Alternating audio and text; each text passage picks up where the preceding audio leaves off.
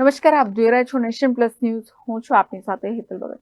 અમરેલી જિલ્લાના રાજુલા શહેરમાં આવેલ વૃદ્ધાશ્રમ ખાતે બ્લડ ડોનેશન કેમ્પ તથા ફ્રી નિદાન કેમ્પનું આયોજન કરવામાં આવ્યું હતું. રાજુલા શહેરના એસટી બસ સ્ટેશન પાસે આવેલ વૃદ્ધાશ્રમ ખાતે સ્વર્ગીય દિનેશભાઈ લાલજીભાઈ સરવૈયાની 9મી પુણ્યતિથિ નિમિત્તે અમરેલી જિલ્લા સોશિયલ મીડિયા કન્વીનર સાગરભાઈ સરવૈયા અને સરવૈયા પરિવાર દ્વારા 13મો બ્લડ ડોનેશન કેમ્પનું આયોજન કરવામાં આવ્યું હતું અને સંતો મહંતો આગેવાનોના હસ્તે દીપ પ્રાગટ્ય કરી કેમ્પને ખુલ્લો મૂકવામાં આવ્યો હતો. આ બ્લડ ડોનેશન કેમ્પમાં બહોળી સંખ્યામાં લોકોએ બ્લડ ડોનેટ કર્યું હતું.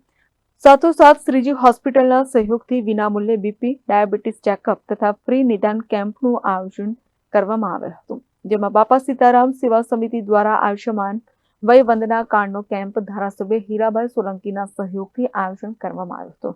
આ બ્લડ ડોનેશન કેમ્પમાં અમદાવાદ સિવિલ હોસ્પિટલની ટીમ દ્વારા સહયોગ આપ્યો હતો. સાગરભાઈ સરવૈયા પરિવાર દ્વારા વિવિધ સેવાકીય લાભાર્થીઓ માટે કેમ્પ તેમજ બ્લડ ડોનેશન કેમ્પનું સુંદર આયોજન કરવામાં આવ્યું હતું.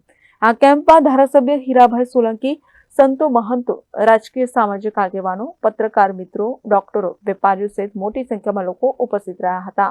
શ્રી દિનેશભાઈની આ 9મી પુણ્યતિથિ નિમિત્તે આમ તો અમારા સાગરભાઈ છે એ દર વર્ષે બ્લડ બેંક ને બ્લડ ડોનેશન કેમ્પ હર વર્ષે કરે જ છે.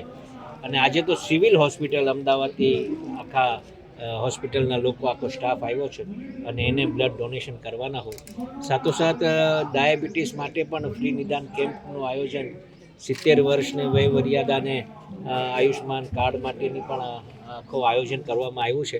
તો આવા કાર્યક્રમો જ્યારે આવી પુણ્યતિથિના નિમિત્તે થતા હોય તો આપણે બી ગર્વ લેવા જેવી વાત છે કે કોકની યાદગીરી માટે એક સ્મારક રહી જાય. એના માટે આજે આ દિનેશભાઈના પુણ્યતિથિના નિમિત્તે જ્યારે આ બ્લડ ડોનેશન કેમ્પ રાખ્યું છે ત્યારે હું અભિનંદન આપું છું ભાઈ શ્રી સાગરભાઈને, એમના પરિવારને, અને આવા કાર્યક્રમો હર હંમેશ માટે કરતા રહે.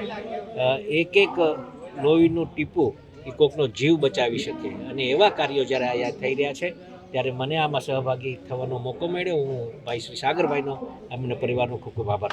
Dharmesh Mehta, Nation Plus News, Rajula.